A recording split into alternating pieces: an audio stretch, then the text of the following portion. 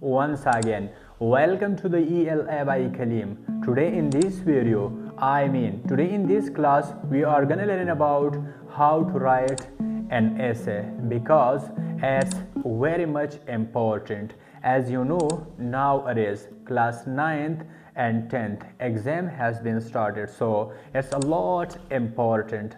ګرانو کتونکو لکه څنګه چې تاسو ته معلومه ده نن سبا د نهم لسم امتحان شروع دی یعنی د هغې یو اگزام شروع دی خو یوازې د نهم لسم نه د دې نه سمدست پس د فرست ایر سیکنډ ایر اگزام هم سټارټېږي او د دې نه علاوه د میډل کلاسز پیپر هم یعنی د شپږم اووم اتم د دې یو اگزام هم د دې یو د انګلیش په پیپر کې یو سوال وي یو کوېسچن وي یعنی د میډل لیول میټرک لیول او انټرمیډیټ لیول د دې یو د انګلیش په پیپر کې یو کوېسچن وي رایټ ان ایسے یعنی یو ایسے ولیکا مثلا هغه په ورلد وي په دنیا وي هغه په پرایوینس وي په صوبه وي هغه په کنټری وي په ملک باندې وي لا هغه په یو پرسنالټي وي په سکول وي دغسې په یو ټیچر وي خو د دې په پیپر کې افکورس یو کوېسچن وي رایټ ان ایسے یعنی یو ایسے لیکل به دې کې خامخا وي خو ګرانو کتونکو آیا تاسو ته پته شته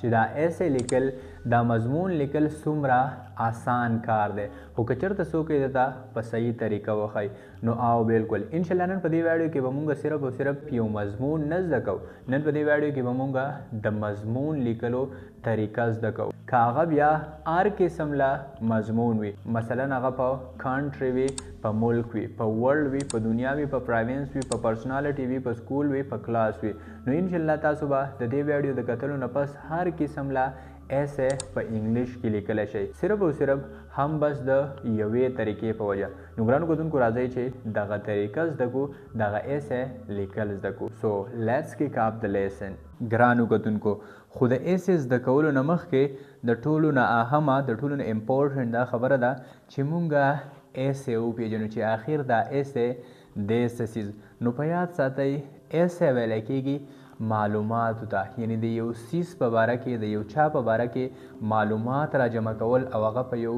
کاغذ پیپر باندې لیکل دې ته ویلی کېږي ایسے فار ایگزامپل زه د یو کنټري د یو ملک په باره کې معلومات را جمع کوم زه د یو پرایوینس په باره کې معلومات را جمع کوم زه د یو سکول په باره کې زه د یو کلاس په باره کې معلومات را جمع کوم زه د یو پرسنالټي په باره کې معلومات را جمع کوم او هغه په یو کاغذ پیپر باندې لیکم نو دې ته ویلی کېږي ایسے فار ایگزامپل زه اوس په کنټري اور کنټري باندې ایسے لیکم نو د ټول ناول د ایسے لیکلو دپاره تاسو له یو څو خبرې زده کول پکار دي په ایسے کې به اول په یاد ساتئ چې تاسو چې د یو سیز په باره کې ایسے لیکئ نو اول به د هغه سیز انفارمیشن معلومات ورکوئ یعنی د هغې په باره کې به د هغې پراپر نوم وایي د هغې په باره کې به پهله انفارمیشن ورکوئ بیا به د هغه سیز لوکیشن ورکوئ یعنی د هغه ځای لوکیشن به ورکوئ چې دا ځای دی په کوم ځای کې او د دې نه پس په دریم نمبر به بیا تاسو د هغه چا په باره کې د هغه سیز په باره کې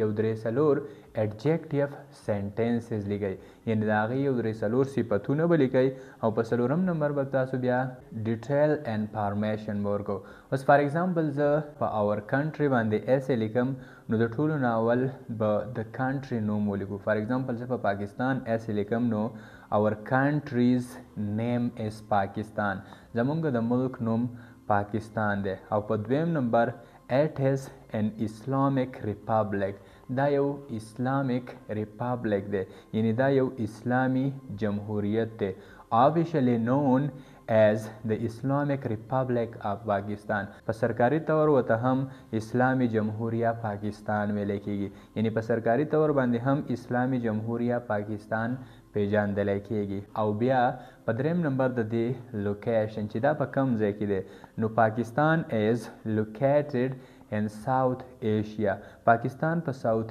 ایشیا کې واقع دی یعنی پاکستان په ساؤتھ ایشیا کې دی او بیا it shares borders with India, Afghanistan and China د دې بارډرې لګېدلې دي د دې حصې لګېدلې دي د انډیا سره افغانستان سره ایران سره او دغسې د چاینا سره یعنی پاکستان چې کومه بارډرز دي کومه حصې دي نو هغه د بهارت سره انډیا سره افغانستان سره ایران سره او دغسې د چاینا سره لګېدلي دي رایټ. او بیا it also has a coastline along with Arabian Sea. مطلب دا دی چې د دې سره سره د عربي سمندر سره هم د دې حصه لګېدلې ده. کاسټلاین ویلی کېږي ساحلي حصې ته، یعنی د سمندري حصې ته. نو وایي چې د پاکستان د عرب سمندر سره هم حصه لګېدلې ده. it also has a coastline along with Arabian Sea. یعنی د Arabian Sea سره عرب سمندر سره هم د دې حصه لګېدلې ده. او بیا اوس په درېم نمبر باندې د دې په اړه مونږ adjective sentences لیکو. یعنی تاسو به د دې په اړه بیا د country په اړه یا د بل څیز په اړه په درېم نمبر باندې adjective sentences لیکئ. نو adjective sentences داسې دي: پاکستان is a beautiful country. پاکستان یو ښکلی خوبصورته ملک دی. it is a peaceful land. دا یو پرامن خاوره ده، یعنی دا یو پرامن ملک دی. it is a brave nation. دا یو بهادر قوم دی، یعنی پاکستان یو بهادر قوم دی. it is rich in culture. دا په پیداوار کې په ثقافت کې ډیر زیات مالدار دی. او اوس راځو نور معلومات ته country یعنی د پاکستان په اړه ورکو. نو it is a strong and independent state. مطلب دا دی چې دا یو مضبوط او یو آزاد ریاست دی. it is a strong and independent state. یعنی دا یو آزاد او مضبوط ریاست دی. پاکستان was created on 14 August 1947. پاکستان په 14 اگست 1947 کې په وجود کې راغی. یعنی پاکستان په 14 اگست 1947 کې آزاد شو. it was made under the leadership of قائد اعظم محمد علي جناح. مطلب دا شو چې دا د قائد اعظم محمد علي جناح په قیادت کې، په مشرۍ کې، په لیډرشپ کې جوړ کړلی شو. it was made under the leadership of قائد اعظم محمد علي جناح. یعنی د قائد اعظم محمد علي جناح د لیډرشپ لاندې په مشرۍ کې، یعنی پاکستان قائد اعظم محمد علي جناح آزاد کړی دی. او بیا اوس راځو د پاکستان په اړه جنرال معلومات ورکو. نو there are 4 provinces in Pakistan. په پاکستان کې 4 صوبې دي: پنجاب، سندھ، KPK یعنی خیبر پختونخوا and بلوچستان. پنجاب، سندھ، خیبر پختونخوا او بلوچستان په پاکستان کې 4 حصې دي. the capital city is اسلام آباد. دارالخلافه چې کومه ده هغه اسلام آباد دی. پاکستان is famous for its natural beauty. پاکستان مشهور دی په خپل قدرتی ښایست باندې. یعنی پاکستان is famous، یعنی پاکستان is famous for its natural beauty. پاکستان په خپل قدرتی ښایست باندې مشهور دی.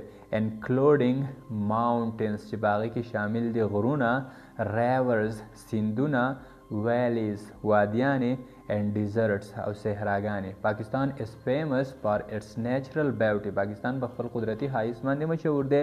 including mountains چې باغ قدرتی ښایست کې شامل دي غرونه، rivers سیندونه، valleys وادیانې او دغسې deserts او صحراګانې.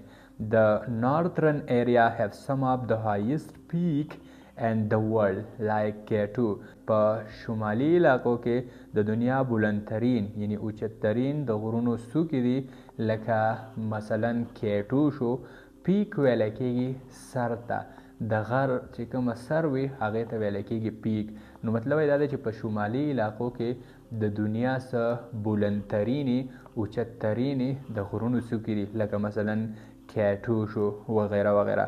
the people of Pakistan are hardworking and patriotic. او مطلب یې دا دی چې د پاکستان خلق چې کوم دي هغه محنتي دي او محب وطن دي. patriotic ویلی کېږي هغه کس ته څوک چې د وطن سره ډېره زیاته مینه کوي، محب وطني. او hard working ویلی کېږي محنتي ته. او د سنټنس مطلب دا شو: the people of Pakistan are hard working and patriotic. مطلب یې دا چې د پاکستان خلق محنتي دي او محب وطن دي. agriculture and industry are part of economic. زراعت کومه چې زمینداره وي او صنعت یعنی انډسټریانې فیکټریانې د معیشت یو اهمه حصه ده. agriculture and industry are parts of economic मतलब دا ده چې زراعت او صنعت د معیشت یو حصہ ده. and conclusion Pakistan is our beloved homeland او په آخره کې یعنی آخرکار پاکستان زمونږه خوږ وطن دی، پیاره وطن دی. we love our country very much موږ د خپل وطن سره ډیره زیاته مینه کوو. we should work hard for its progress and prosperity موږ له پکار دی چې سخت مهنت وکړو د دې خپل ملک د ترقۍ لپاره او د خوشحالۍ لپاره. یعنی we should work hard for its progress and prosperity د ملک د ترقۍ لپاره او د خوشحالۍ لپاره موږ له پکار دی چې سخت مهنت وکړو. نو ګرانو کتونکو زه امید لرم چې تاسو به د ایسې طریقه هم زده کړې وي، د ایسې نه به هم زده کړه کړې وي، ستاسو په نالج کې به نور اضافه هم راغلی وي. که چېرته ویډیو مو خوښه شوي وي ویډیو له ورسره یو لایک ورکړئ، او که چېرته اوس څنګه چې تاسو ته پته ده د 9th 10 پیپر دی او بیا د دې نه پس د فرست ایئر او د سیکنډ ایئر پیپر دی او د دې نه لاندې چې کومه کلاسز دي میډل کلاسز نو د هغوی دپاره هم ایسے راځي د انګلیش په پیپر کې خامخا د 9-10 په پیپر کې هم ایسے وي د انګلیش، د فرست ایئر سیکنډ ایئر انګلیش پیپر کې هم ایسے وي او د دې نه لاندې د میډل کلاسز په پیپرو کې هم ایسے شامل وي. نو که چېرته تاسو غواړئ چې موږ ستاسو د خوښې په یو ایسے باندې ویډیو جوړه کړو، یو ایسے زده کړو، نو بس صرف او صرف د هغې لپاره په کمنټ سیکشن کې یو کامنټ وکړئ چې په دې ټاپک راته یو ایسے ولیکه. نو انشاءالله بالکل په 2-3 ورځو کې دننه به موږ تاسو ته په هغه ټاپک باندې یو کلیر او یو پرفیکټ ایسے راوړو. د ویډیو کتلو یو جهان مننه. تھینک یو سو مچ. تھینک یو.